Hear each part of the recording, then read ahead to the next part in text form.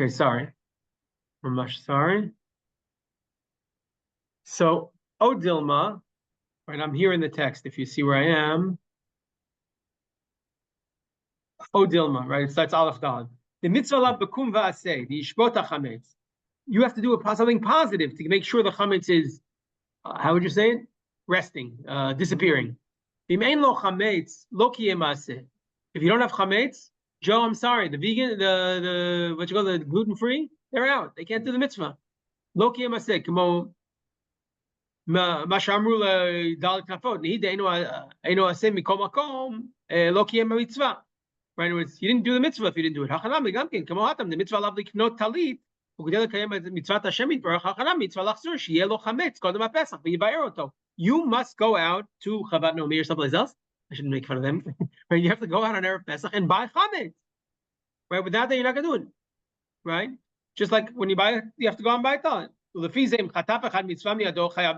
someone stole it, right? If someone on Pesach took the thing out of your glove compartment and burned it, then he owes you money. He says another nafkamina. The mitzvah who bekum va'aseh. It says I'll give you another nafkamina. Im ken imishbita chametz bepesach al yedei sha'achlo. Right? What if you ate the chametz? Lo kiyam mitzvah. Right? He says I'll give you another nafkamina, whether it's positive or negative. What if I'm Pesach, I find chametz and I eat it? Right? So what? So he says, Danny figured it out, right? So if you believe that the mitzvah is positive, active, then you can't be Mekayim the mitzvah. Why not? Because it's mitzvah baba vera. You understand? It's cute. Right? Anyways, you accomplish the mitzvah tashbit, no. Right. So then he says that's a mitzvah baba vera. La'asor mitzvah bar min ha'Torah lo yatsa. U'mibur zayin. I don't know what zayin kafe is. But if it's all passive, then Joe, if I accomplished it by eating the chametz, if I accomplished the fact that I have no chametz anymore, I have. If it's passive, so we give two nafkaminim.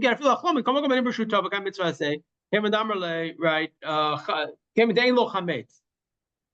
Then he gives a third nafkamim. Right? In other words, if the mitzvah is positive, then you have to do bedikat chametz, biur chametz, bitul chametz, whatever it is, you have to do it in the time. Before chatzot, come on, mila, that Torah kaval is manab yom hashmini. But kol came lo kiyem mitzvah. Right? If you do the brit milah on the third day, you didn't do the mitzvah, even though you've actually managed to get rid of the oil. Right? You understand what I'm saying? You've gotten rid of the foreskin, but it doesn't make a difference because you didn't do it in the zmana. So here too, you have to do the mitzvah of the zman if it's kum va'aseh. If on the other hand, the goal is only passive, that you not have chametz, like brit milah, that you're not having oil, so then it doesn't make a difference when you do it. Okay,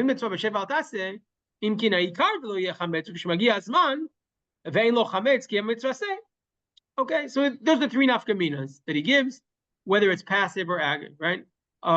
Then he also quotes a fourth one just on the bottom line. I'm already kicking the horse that's dead. Whereas if the mitzvah is passive, I don't need to do kavanah. If the mitzvah is active, I have to have kavanah. Okay, so this distinction he raises is super important for our discussion. Why? Because what did I want to suggest?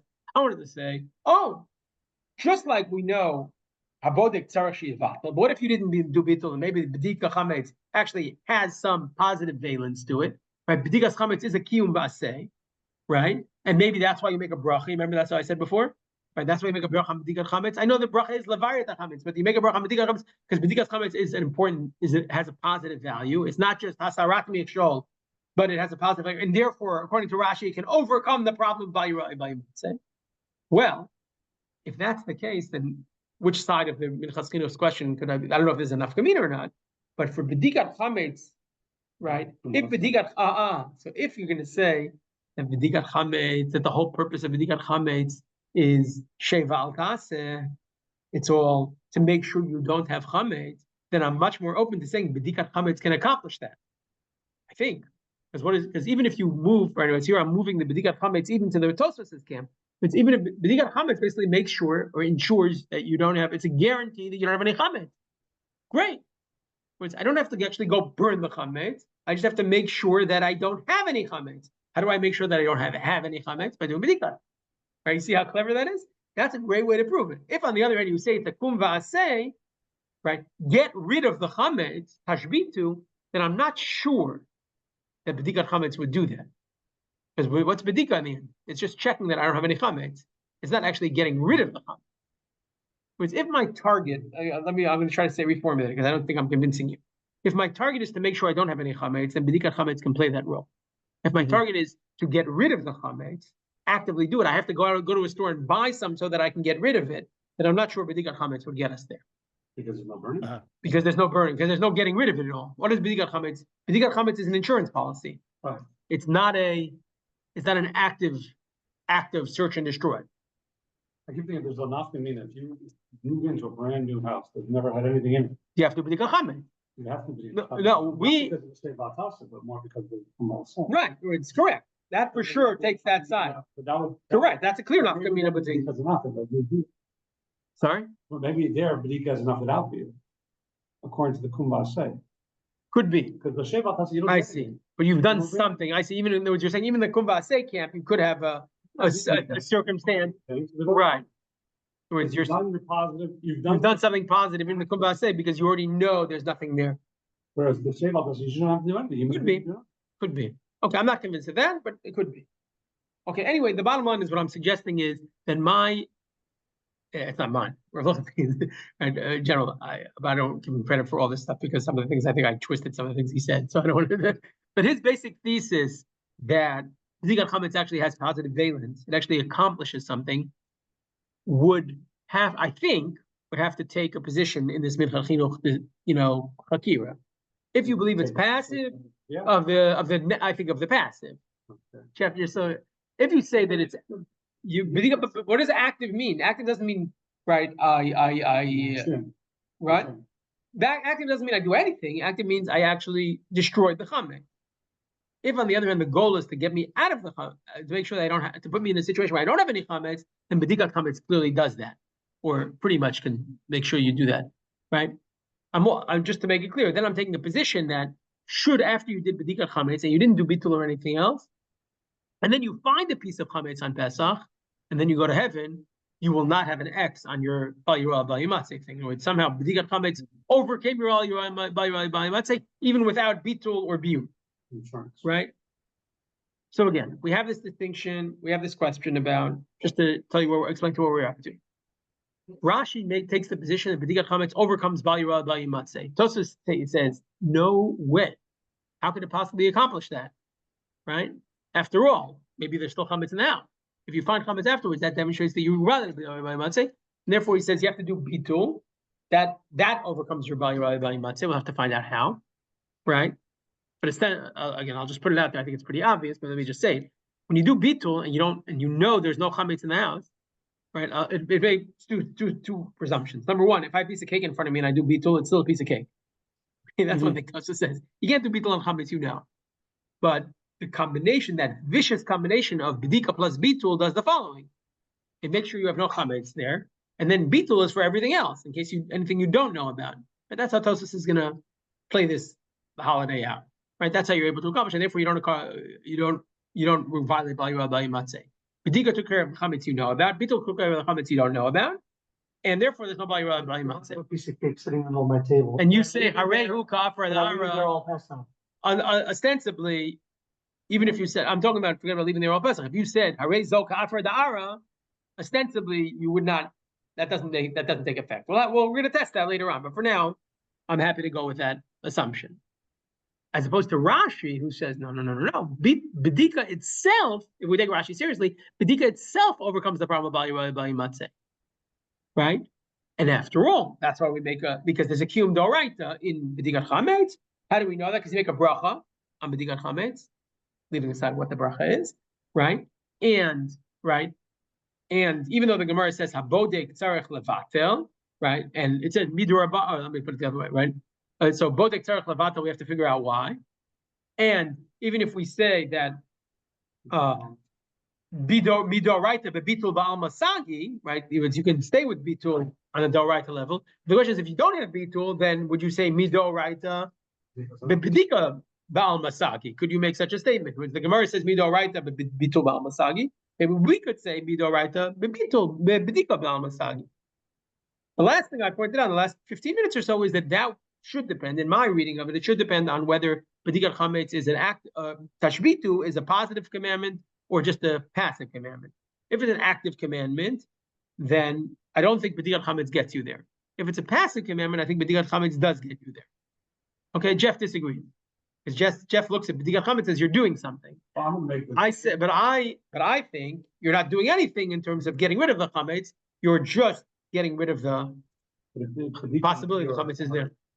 Part of the same action. But I'm trying to crystallize bedikat completely. Right. Exactly. I'm isolating bedikat. Right? Because maybe correct. No, maybe because the bracha is on B or even the other things. It could be. And therefore you could be enough. You're clearly right that Tosfos would have Tosfos has an easier time explaining all those texts. There's no question about it. Right. Tosfos, I'm going to make a pun here, but you'll forgive me, right? Tosfos is basically mevatel bedikat chametz, right? Which he marginalizes bedikat chametz, right? Rashi seems to give bedikat chametz a lot more valence. It overcomes matzeh. Wow. How does it do that? Because it's a kiyum maseh. It's a kiyum maseh, just like, right? You have to, right? But again, if you have to go out and buy chametz, then it's hard to say that bedikat chametz is going to do that. Okay. A similar thing happens, although even more extreme, in Reb Chaim. Which again, if you Reb Chaim, this is Reb Chaim talks to this most famous Reb Chaim that exists. So in the entire, they call the shiur, that is the commentary he wrote on the Rambam. So we'll spend just a few minutes on this Reb Chaim. Let's look at the Rambam first, right? Remember that the Reb Chaim is a commentary on the Rambam, so we have to look at the Rambam first. Says the Rambam, "Eino lokeh mishum lo yirav lo yimatzeh elim ken kana chametz bepesach." Words, we know that usually get for mitzvah lo taseh, you usually get makot. Right? If you did it on purpose, you get lashes. Okay? Except for a certain set of categories. Do you remember what they are? Lav hanita klaseh, if you can fix it, like if you don't get makot for leaving for stealing. When do you get makot for stealing? It says don't, right, lo tignov. The answer is because you can return it. Right? Or if you can fix it, you don't get makot for it. Okay, that's lav hanita klaseh, right? It's fixed by a positive commandment. If you stole something, return it. You don't get makot for let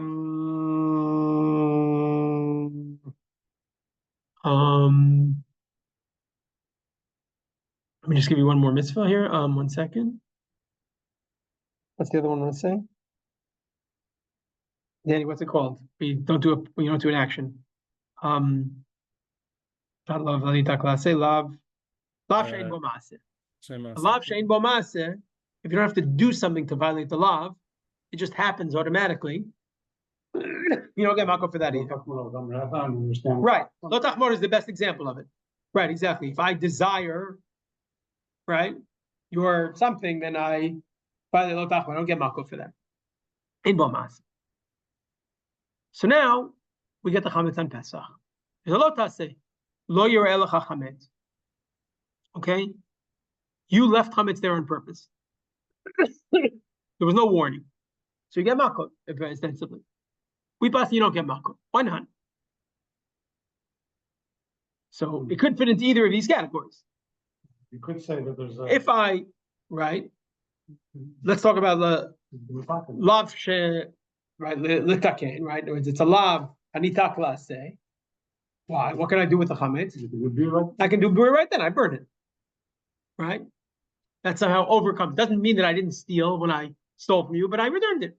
So too, it doesn't mean I didn't leave chametz over, but I burnt it. What about lav? Does it have to be a mitzvah? What about lav shein bo maaseh?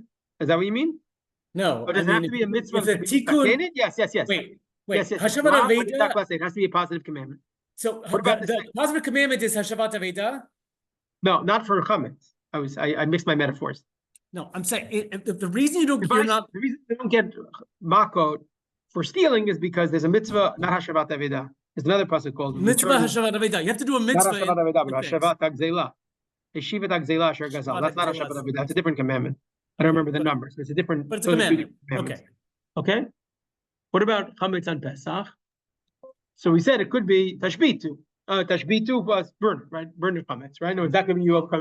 but it also fits into the category of, so it's bedikat class A, but also chametz on Pesach could be a lav she'ein bo maaseh. Why? No, because what could I do? Joe had a beautiful, yummy cake right before Pesach. It was his birthday. Birthday's in January, right? October. So we had a birthday. Okay. So you had a birthday in April, and then you loved your birthday cake. So you just left it there. Did you do anything? Did you do a ma'aseh?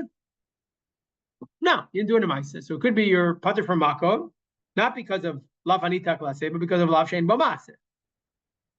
Right? You understand?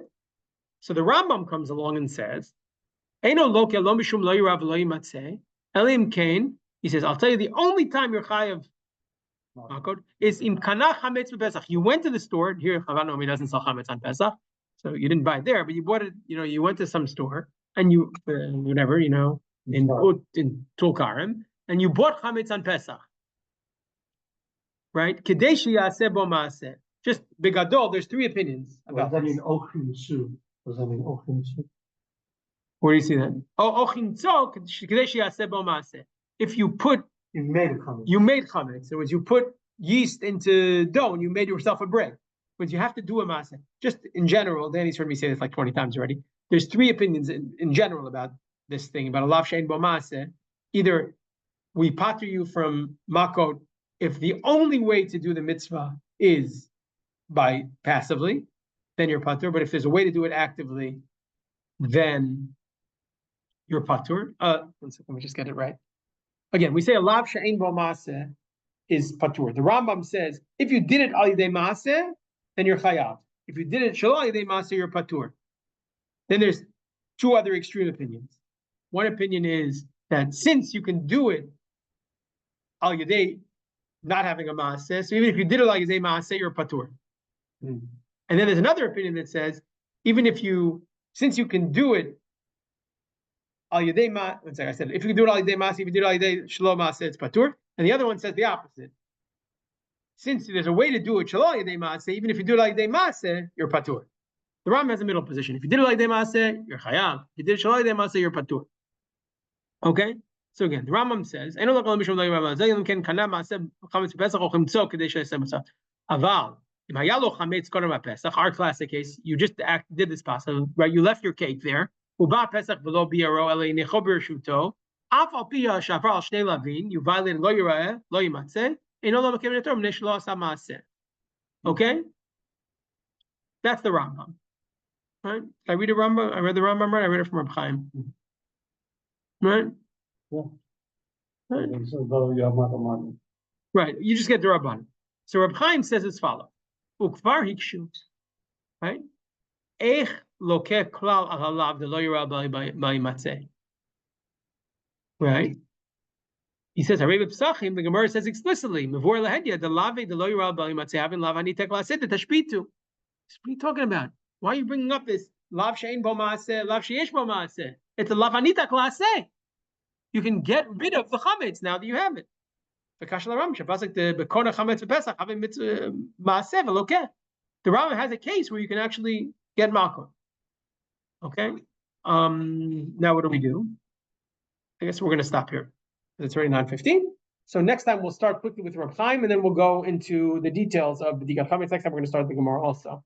Okay. So I owe you this Reb Chaim, but again, what I've tried to posit today, a little more time than I thought, but and the internet fell down. But what I tried to posit today is that bedikat chametz actually has some positive valence to it, and that would explain Rashi's opinion that it overcomes the problem of bayirah matzeh.